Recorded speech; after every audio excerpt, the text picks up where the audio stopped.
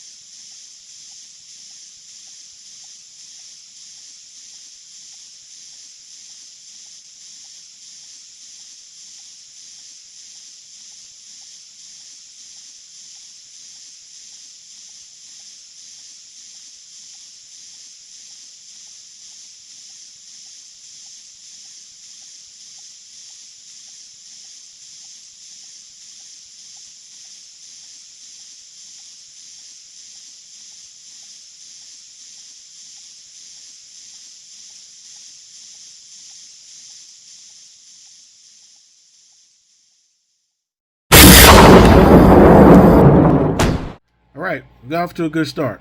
Now, what I want to do is play a short video that explains the colonies in order and how they came to be. Again, got to have an open mind. Got to have your undivided attention because there's a lot of information in 60 seconds. Let's go. The U.S. is 50 states strong today, but it began as 13 small colonies. It all started with Virginia, when wealthy London businessmen asked the British king to set up shop in what was known as the New World. 104 British colonists settled at Jamestown, forming the first permanent American colony. Next up, Massachusetts, founded after being established by the Pilgrims, who sailed the Mayflower to Plymouth. 6 years later, New York was pioneered by the Dutch, who called it New Amsterdam. Maryland, which became home to Puritans, Quakers, and Catholics, who didn't always get along, was established in 1634. Maryland was followed by Connecticut, when 100 Puritans left Massachusetts to start a new colony at Hartford. And Rhode Island, which was originally called Red Island by the Dutch. Delaware and New Hampshire, which at various points were part of Maryland and Massachusetts, came next. Virginian colonists established North Carolina, 10 years before South Carolina was granted a charter, forming one Carolina colony until 1712. New Jersey was first settled in 1664, though the small future Garden State was actually two parts for nearly 40 years. Pennsylvania was granted to William Penn in 1681, in payment for a debt the British king owed Penn's father. That leaves Georgia, which was established as a penal colony for English debtors, and a buffer zone between the British colonies and Florida, which was controlled by the Spanish. Spain held on to Florida until 1821, a full 45 years after the original 13 colonies became the United States of America. All right, we're still doing great. Doing very well. Now that we're off to a great start and we know what the 13 colonies are, how they began, little overview of how they got started, all that good stuff. Now what we want to do is try to put them into our memory banks of who and what they are. What states are a part of the original 13 colonies?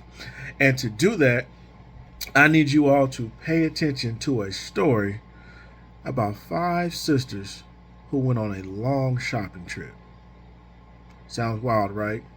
But trust me, it'll make a lot of sense to you. Stay with me. So there were 5 women who went shopping. And these 5 women were Georgia, Maryland, Virginia, And then there were twins, North and South Carolina.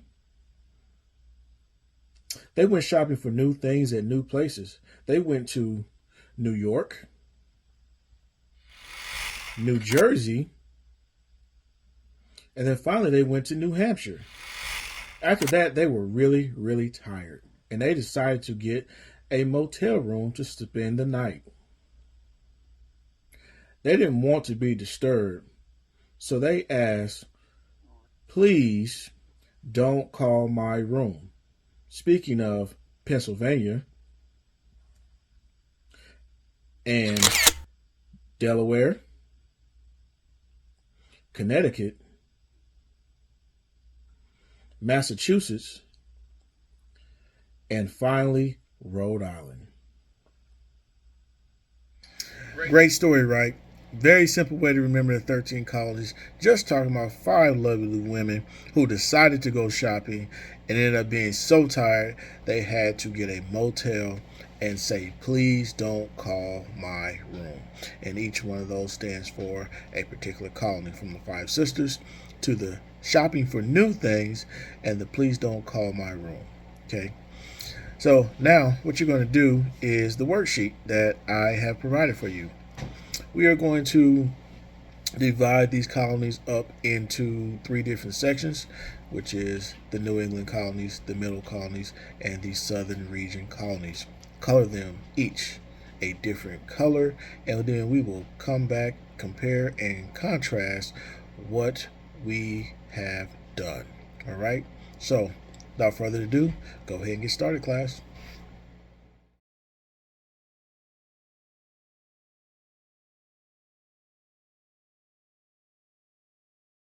All right, I told you all this was going to be a fun lesson, and guess what? The lesson is not over yet. Now, what I'm looking for you all to do is to partner up. Get in groups of 3 or 4, depending on how the numbers may balance up, but get in groups of about 3 or 4, no more than 4, and let's get together and let's see if we can create our own story that is also a clever way to help us remember the 13 colonies.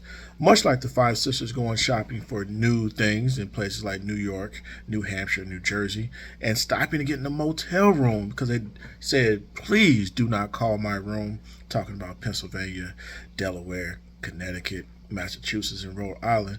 Let's see if we can come up with our own clever story and do a video on it at a later time of a clever way to help other people remember the 13 colonies.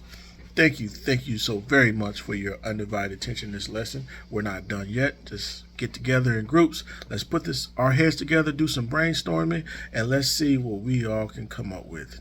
All right? Talk back with you soon.